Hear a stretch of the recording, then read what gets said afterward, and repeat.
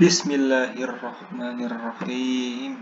Assalamualaikum warahmatullahi wabarakatuh.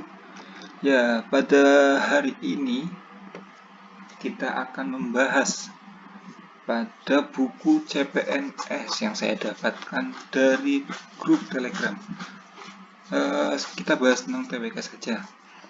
Paket tes 15 tentang sejarah Indonesia. Nomor 1. Salah satu keputusan penting dalam Kongres Pemuda II di Jakarta tahun 1928 adalah A. Diikrarkannya Sumpah Pemuda. B. Berdirinya organisasi-organisasi kepemudaan. C. Dikumandangkannya lagu Indonesia Raya. D. Ditetapkannya dasar negara Indonesia. Atau E. Perumusan proklamasi. Coba kita tebak, teman-teman. 1, 2, 3. Jawabannya mana? Jawabannya adalah yang A. Mana nih caranya nih? Ya, yang A. Kenapa jawabannya A? Karena Kongres Pemuda II itu yang berlangsung di Jakarta tanggal 27 sampai 28 Oktober 1928 menghasilkan ikrar Sumpah Pemuda yang berisi, pasti teman-teman sudah hafal semua nih. 1. Kami putra-putri Indonesia mengaku bertumpah darah satu tanah air Indonesia. Kami putra-putri Indonesia mengaku berbangsa satu bangsa Indonesia. Dan kami putra-putri Indonesia menjunjung tinggi bahasa persatuan, yaitu bahasa Indonesia. Yang kedua, kerja paksa pada zaman penjajahan Jepang disebut A. Rodi, B. Tanam paksa, C. Seinen, dan D. Romusa, atau E. Seikeigiri. Jawabannya adalah Romusa. Romusa itu merupakan kerja paksa yang dilaksanakan atau dipaksa oleh pemerintah Jepang kepada Indonesia. Salah satunya itu untuk membangun jalan Gandeles kalau nggak salah. Lanjut di nomor 3. Latar belakang keluarnya Dekret Presiden 5 Juli 1959 adalah yang A. Wewenang Presiden yang luas di berbagai bidang. Yang B. Parlemen yang dibentuk melalui pemilu 1955 tidak dapat menjalankan tugasnya. Yang C. Adanya masa reses yang berkepanjangan. Yang D. Anggota parpol kurang bersemangat dalam setiap sidang konstituante. Atau yang E. Dewan Konstituante tidak dapat menjalankan tugasnya. Ya, kita lihat jawabannya. Dari beberapa jawaban ini ada yang menurut saya itu kurang masuk akal seperti ini. Anggota parpol kurang bersemangat. Kayaknya enggak ya. Terus apa ya? Mungkin jawabannya itu sudah kelihatannya. Langsung aja kita jawab. Jawabannya yaitu E. Kawan-kawan, Dewan Konstituante tidak dapat menjalankan tugasnya dengan baik. Latar belakang Dekret Presiden nomor 5 Juli atau latar belakang Dekret Presiden 5 Juli 1959 adalah Dewan Konstituante yang dibentuk melalui pemilu 1955 tidak dapat menjalankan tugasnya. Adanya ketegangan yang terjadi antara parpol dalam konstituante yang berkepanjangan. Ya, itu jawabannya. Jawabannya itu E. Yang 4. Alasan dikeluarkannya Deklarasi Juanda. A. Mempertahankan NKRI.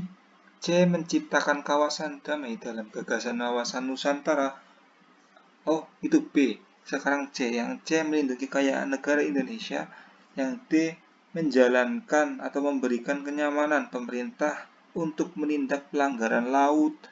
Yang E, lindungi wilayah kepulauan. Ayo jawabannya sing ndi ayo. Jawabannya adalah C. Kenapa C? C, melindungi kekayaan negara Indonesia. Pada deklarasi Juanda ini, segala sumber kekayaan yang terdapat di dalam landas kontinen Indonesia adalah milik eksklusif negara Republik Indonesia. Maka untuk menghindari eksploitasi kekayaan alam Indonesia, pemerintah segera mengeluarkan deklarasi Juanda. Lanjut nomor 5. Dasar hukum dari pemerintahan Orde Baru adalah... Dan jawabannya adalah pada saat Orde Baru, A. Pancasila, B. Super Semar, C. UUD 45, D. Keputusan Presiden, atau E. Dukungan rakyat. Jawabannya adalah tadi yang itu jawabannya ini ya, melindungi kekayaan negara Indonesia. Nomor 4. Nomor 5, jawabannya itu ada di B. Super Semar. Super Semar itu sendiri surat perintah 11 Maret adalah dasar hukum dimulainya Orde Baru dengan mengangkat Jenderal Soeharto sebagai Presiden Republik Indonesia. Ya, kita lanjut ke nomor 6. Tugas utama Dewan Konstituante yang dibentuk berdasarkan hasil pemilu 1 tahun 1955 adalah, tadi sudah ada ya, kayaknya yang di dekret presiden itu. Yang A, membuat undang-undang yang baru untuk menggantikan UUD RIS. Yang B, membuat undang-undang dasar yang baru untuk menggantikan UUD 1950. Yang C, membuat dan menetapkan GBHN. Yang D, membuat rancangan RAPBN. Yang E, membantu presiden dalam memilih menteri-menterinya. Langsung saja kita jawab. Jawaban yang tepat adalah B, membuat undang-undang dasar yang baru untuk menggantikan UUD 1950. Dewan Konstituante yang dibentuk melalui pemilu 1 tahun 1955 tidak dapat menjalankan tugasnya dengan baik, yaitu membuat UUD yang baru untuk menggantikan UUD sementara tahun 1950. Nomor 7.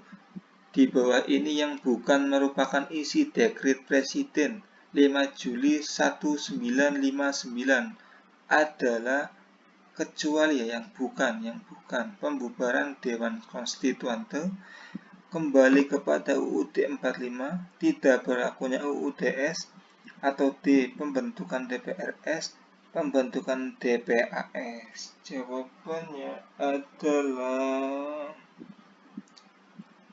D atau E. Kalau saya sih kayaknya D. Oh iya, D. Coba kita teman-teman jawab D. Betul, D.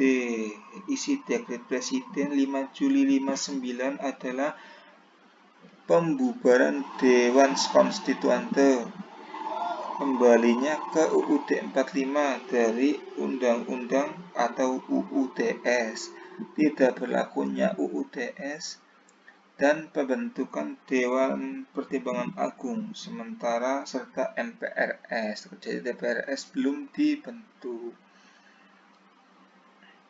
Nomor 8. Berikut ini yang dimaksud dengan kolonialisme adalah sing A, jawabannya paham alih kewarganegaraan, oleh paham dalam perekonomian, paham penguasaan kemanusiaan, pengusahaan kemanusiaan, paham kepemilikan, dan paham mengenai penjajahan. Jawabannya adalah C, paham pengusahaan kemanusiaan.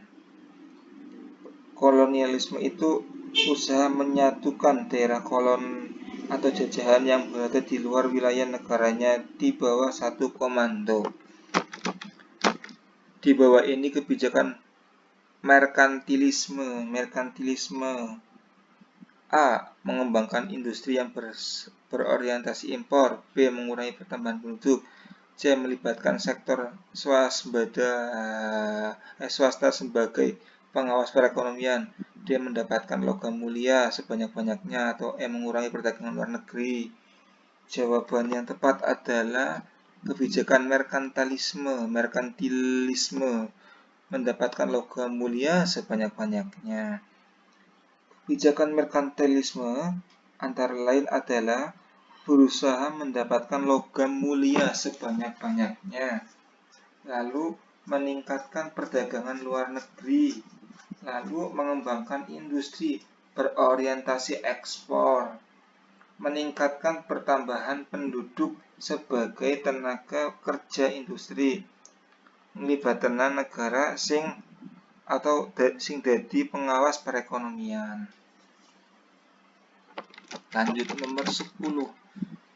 Imperialisme modern muncul setelah terjadinya revolusi industri karena tujuannya untuk A. Mengembangkan perekonomiannya, B. Memperkuat pertahanan militernya, mengembalikan kejayaan negara penjajah, menimbun kekayaan berupa logam mulia.